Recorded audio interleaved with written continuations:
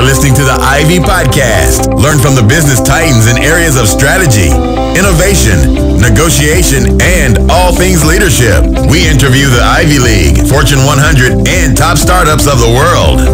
Now, here's your host, John Karsibayev.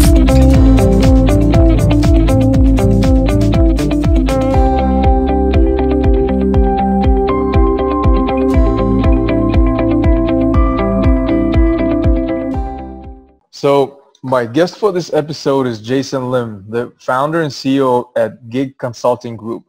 With years of experience managing finance operations and coordinating process enhancements, Jason has maximized workforce productivity and mitigated risk across multiple channels. He actively enhances contract negotiation and improves build-out of business framework. He directs ERP system implementation and executes due diligence evaluations. Throughout his career, Jason has been acknowledged as a goal-oriented professional consistently committed to identifying shared business objectives and processing analytical data. He has generated dynamic business reports and assessed financial growth. All accumulated experiences enable him to be a better coach, helping finance people who are looking beyond career as an ordinary bean counter, but involved in outstanding business partner. Welcome, Jason. Glad to have you on the Ivy Podcast. Hey, John. Thank you for inviting me. Thank you for this opportunity. Glad to be on your podcast. Yeah. Awesome. I'm glad we got a chance to reconnect. So a little background. Jason and I both have attended the Harvard Business School together in the same graduating class. It's been a blast. It's been a very enlightening and learning experience. Can you share what were some of the most memorable moments or learnings from HBS time for you? For me, I went to HBS with three questions in my mind. One is who am I? What is my purpose? And where do I go from here?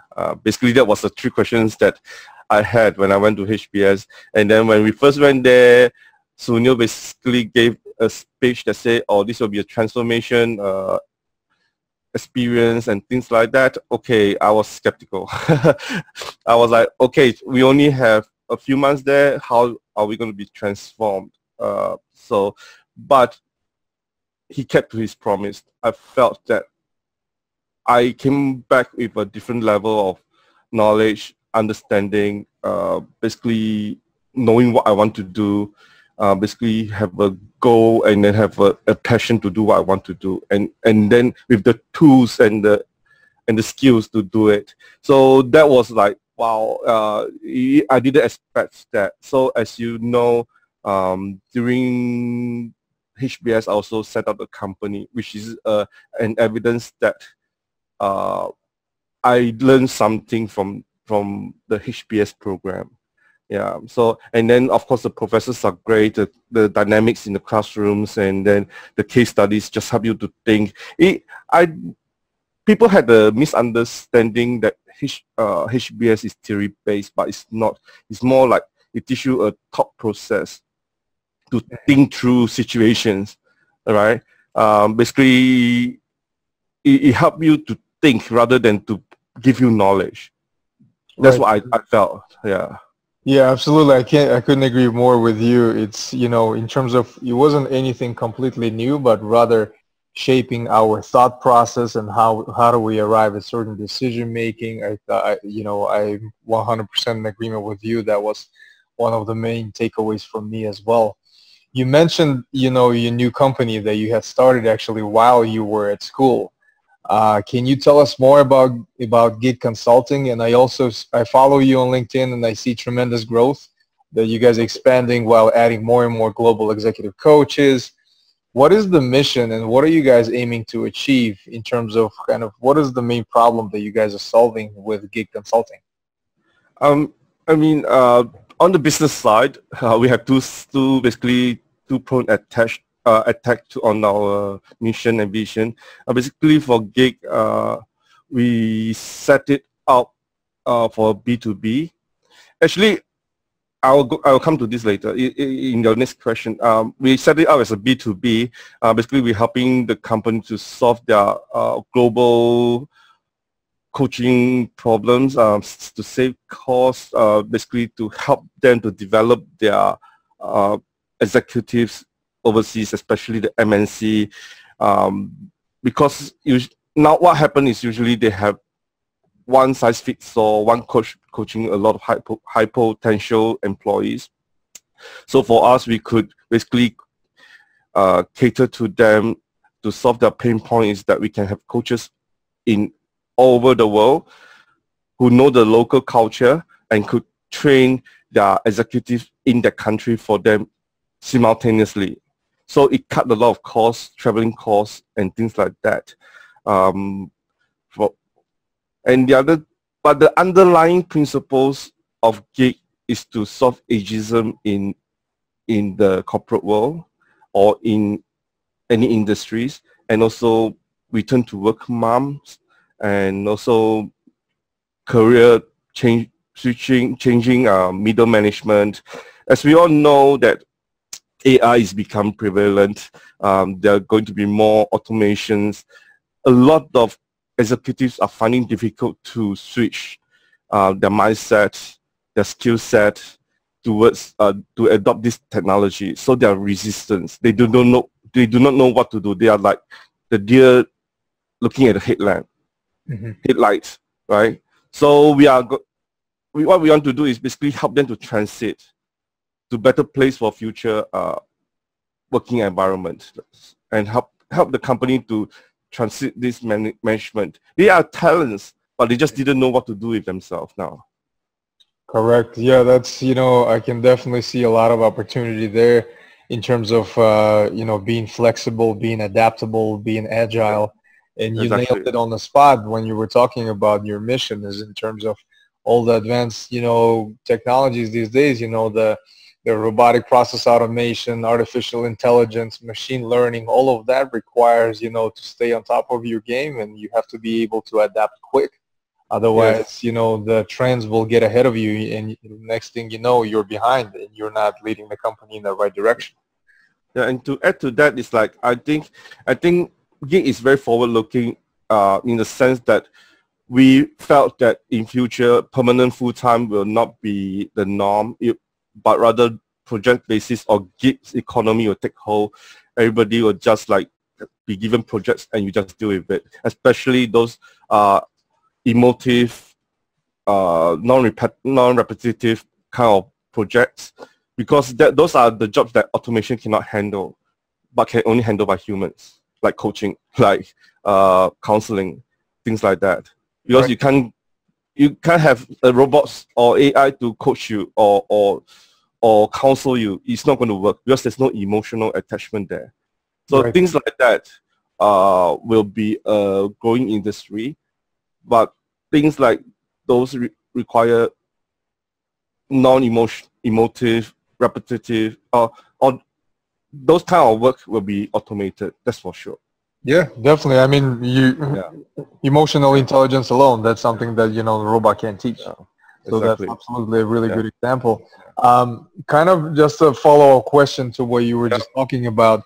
It seems that one of your go-to-market strategies is to hire the coaches that are local to a particular region, so that it's more localized approach to every executive that works in that area.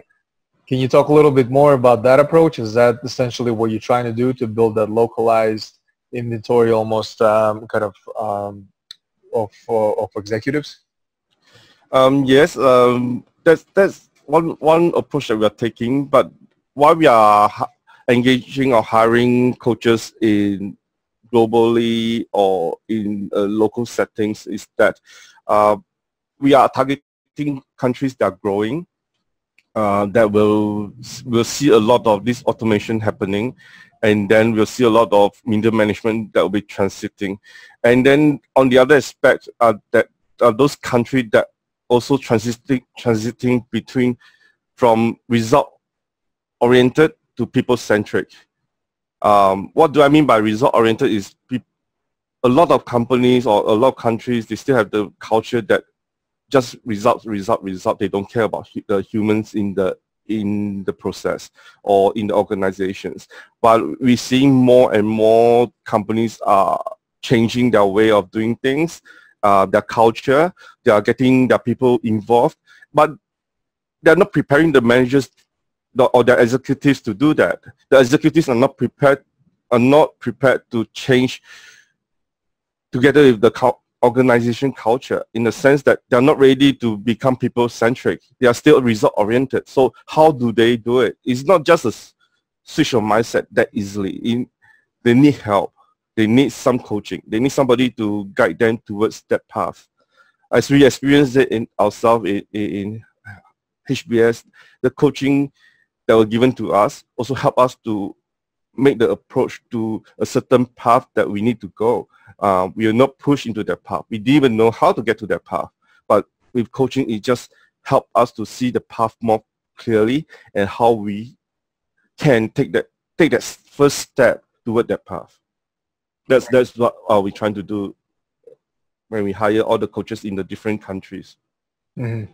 That's great. I think nothing beats that localized expertise, knowledge, of not only the domain expertise, but also really understanding how to do business in that particular culture. Exactly. That's extremely important. So I think your approach is, very spot on. You have extensive experience leading global organizations working for big corporations. I'm curious, what made you decide to get into independent consulting as kind of this career coach, as executive coach? What was the motivation there? I think everybody have their own path and purposes. For me, it's like I say, I went to Harvard with 3 questions in the mind. Second question was, what is my purpose? Why did I have that questions in my mind? Because I've been in the commercial world for 20 years. I ended my career as before I went to Harvard as a group CFO. And then I think to myself, is this what I really want to do for the rest of my life? Although I'm successful in my own way, but it's not something that I wake up passionate, or I wake up like, whoa, let's get to work. I love this. It just didn't have that spark. It never had. So I decided to re-examine what I want to do. So the Harvard came at the right time for me to do that. And during the Harvard, I discovered that actually I've always been a supportive team leader all along. So, and then I see from the interviews that we were supposed to do with our friends and relatives and colleagues, it just showed that it confirmed, it gave me affirmation that that's the path that I should take it seriously, because that's all along I have been doing that. I've been coaching people on the side, talking to them, basically helping them to find their way, to find a path, and things like that. So actually another story why I chose coaching, because it's like either I become a coach or I become a pastor in a church. But then my uncle, who is a pastor, said, nah, don't waste your commercial experience, go and become a coach, go and help other people who need your help, to basically use my experience as a coach to help people to find their way. So that's why I chose to become a coach. Yeah. Okay. Wow, what a story. And it almost sounds like you've been doing the coaching all your life all along, is now just taking that next step and making it more formal Yes. as a business. So that's, that's impressive. Kudos to you for that. So what have been some of the most challenging coaching projects that you have undertaken? And what made them so challenging in particular? And how did you develop the strategies to deal with that? Would love to hear any examples that you may share that you may have recently worked on. I mean, coaching is a very personal thing, because coach, like I say, there's no one size fits all type of coaching procedures or things like that. We learn a lot of different techniques, that's for sure, but it's just that you just have to choose the right one at the right time. Basically, at the end of the day, it's about rapport with your client. It's about asking the right questions. It's about asking the hard questions. It's about helping your client to find their purpose, their way, through questioning, not through not through instruction or advice, if you know what I mean. Because as coaches, we are not there to give you advice on what to do. We are walking with you along this path of discovery, on this journey to discover about yourself, about what you want to do with your life, personally, professionally, or whatever. And that's basically our goal. Our goal is not to give you advice to say, oh, you should do this, this, and this. But then what we do is like we will ask you, why do you want to do this? Why do you want to do that? And then we'll basically help you, guide you along just to discover your path. So basically for me is that coaching is basically very different from mentoring. So we're not here to do the mentoring, but then to help you with the transitions that you need, or give you the extra push to lead you where you want to go. Yeah. Got it. So essentially you do draw the line between the coaching and the mentoring, and it sounds like a lot of prep work goes into for every client that you prepare for. And one highlight is that, also asking the right questions, making sure that, you guide the conversation in the right direction. Yeah. And then also the hard cases. Basically, the hard cases are clients who are not receptive or who are not open to changes. Okay. We have then they are inside a hard shell that we need to break the shell slowly, gently, without breaking them. So it's like we need to help them to come out of the shell. We need to build. That's why we need to build the rapport. We need to build the trust. Otherwise, the client will not talk. Because if they don't talk, they don't tell you exactly what they think, coaching will not work. So let me just jump in to hear something you just said. It seems that some executives, they don't necessarily know that they need the executive coaching.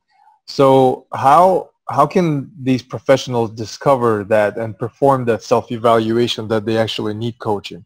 Do you have any advice for those type? I mean, it's very easy. It's like at times when you know that you need coaching is when you just don't know what to do with yourself. You don't feel motivated at work. You don't feel at all. You don't feel happy. You don't feel delighted. You just don't feel. You're just going through your work on autopilot.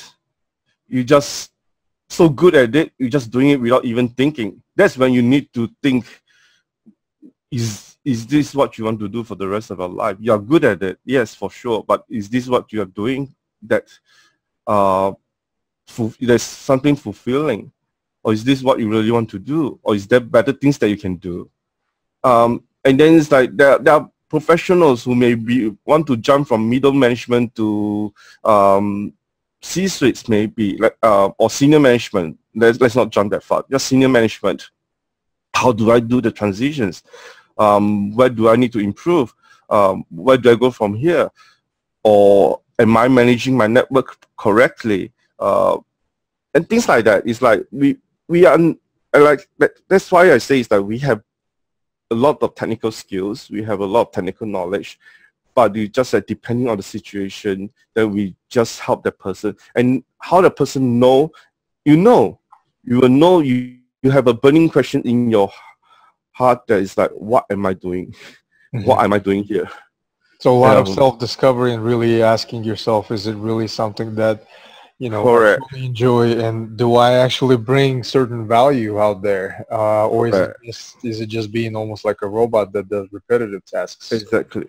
And then it's like, and as senior managers, senior leaders, you will identify those people too, that under your leadership, you will know that these people are talented, but that something is not linked but it's not connecting that from their performance to their skills to the level that they could achieve, that they need to be developed. So the developed part is where the coaching comes in.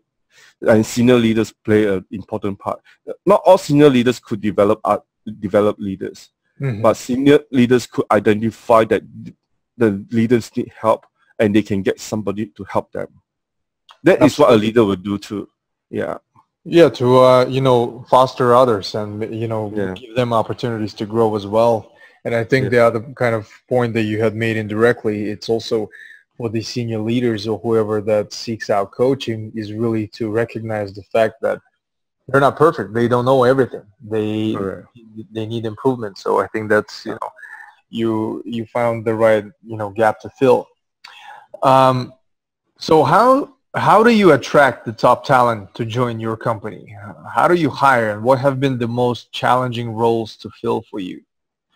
Most challenging roles, I mean, coaches, yeah, of course, because we are a new startup, never heard of us, don't know what we are doing. So it's like I have to talk to each of them and then convince them of our mission, visions, and get their buy-in. Because it's like, it's only when they buy into the visions and missions that they will work together with me in alignment towards that goal. So I'm very lucky to approach many coaches, and some of them accepted my invitation to join Gigs for Coaches, which is the subsidiaries of Gigs Consulting. So this platform is basically allows these coaches to showcase their skills, the contents, and also it will be a safe platform for them to store whatever their clients' case notes and things like that, and then for the clients to access their own case notes.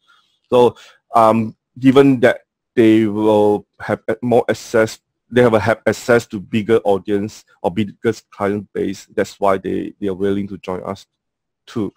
And for Gigs, we also very careful of the coaches that we engaged. We make sure that they are verified, they are sane, they are basically have the right capacity to be a coach, because it's very important in that sense. I know there are a lot of people who call themselves coaches, but they do not know what they're doing. That's so that I have to ensure that is taken care of. So when the coaches coach the clients, they really know what they're doing and helping the clients. Yeah. So I spend a lot of time talking to the coaches. Yeah. And then LinkedIn helped a lot in the sense that I could find a lot of good coaches on their platform. Yeah, that makes perfect sense. As you know, I am in IT staffing industry, and I can definitely relate in terms of the level of effort that goes into having these conversations with the prospects and really making sure that they're bought into what the passion that or the values that you're trying to instill at your company. And I think I can only relate to how much work that is. I like to ask this question for all of my podcast guests: is what are your top 2 books that you always recommend to others, and why is that? Top 2 books that is one that I just read. It's called Just Start. Basically, it's a great book. It's about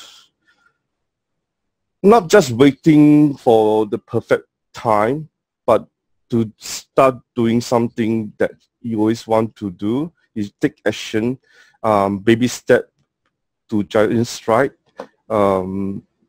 Take an action, see how it goes, evaluate, take the next step, same, evaluate, and then take the next step. For me, I've been using these books basically as a guide when I did my startup, and it helps me a lot in clarifying my thinking, clearing up my thoughts and things like that. It's just like showing a path that is so easy much easier to walk. I won't say it's so easy to walk. It's much easier to walk than if I didn't have read this book. The book is Just Start, Take Action, Embrace Uncertainty, Create a Future by Leonard Schlesinger, and Charles Kiefer. So it's a great book. I love this book. I just read it and highly recommend it. The other one that I love is called Leading with Soul. This is the book that inspired me so much to get into coaching. I think this is the book that caused a lot of problems for me. This is the book that sowed the seed of coaching inside my mind, inside my head. That's what I wanted to do as a coach. Leading with Soul by Lee Bowman and Terence Steele. Basically, it's about discovering yourself as a burnout professionals, how to coach, help these burnout professionals to find motivation again, to find a purpose in life, and things like that. At first, I read this book from the professional perspective because at the time, I believe I was burnt out, and this book helped me to get through that rough patch. But when I read it again, I was looking at it from the coach's perspective. It's like, oh, why I could do this to help people too. So why shouldn't I do that? Or should I do that? So I keep questioning myself after that. So these two books, I really love Leading with Soul, and I bought a lot of copies and I gave it to my friends for Christmas presents. That's how much I love this book, Leading with Soul and Uncommon Journey of Spirit. Great book, highly recommended. Yeah, and it's available on Amazon, I believe. Yeah, definitely. For the listeners, we'll include the links in the episode notes. That way you guys can see which the two books that Just Start and the Leading with Soul that Jason's talking about. So in closing remarks, Jason, is there anything you would like to share that we have not touched upon? Any advice perhaps, or closing words of wisdom for everybody? I would say coaching is just not for the rich and famous or just for successful. Coaching is for everyone. Even when you're just out of college, when you're just starting your career, when you doing career transitions, everything. There's a perception that coaching is just for the rich and famous, but changing the perspective is that they could have coaching before they become rich and famous. So we are there to help people to succeed. So when you need help, don't be embarrassed to seek help. Especially the senior management, the senior leaders. They know best. They know they need help, but some of them are just embarrassed. And sometimes you need to come to terms with your vulnerability. You seek help, and when you do that, you will grow even stronger than you are. So that will be my advice to all the leaders out there. Take the plunge, face your vulnerability. Get help if you need it. Get some coaching if you need it. It will just help you to move up to another level that you haven't anticipated. Yeah, that's great, Jason. Thank you so much for taking the time. I know you're a really busy guy, and I know there's a lot going on in Hong Kong these days, which I wish you best of luck. Be safe out there. Thank you. And thanks so much for your time. Thank you. Thank you for the opportunity. Talk to you soon. Bye-bye. Bye. Thank you for listening to the Ivy Podcast. Be sure to subscribe to our RSS feed on ivypodcast.com and all major podcasting platforms like Spotify and iTunes.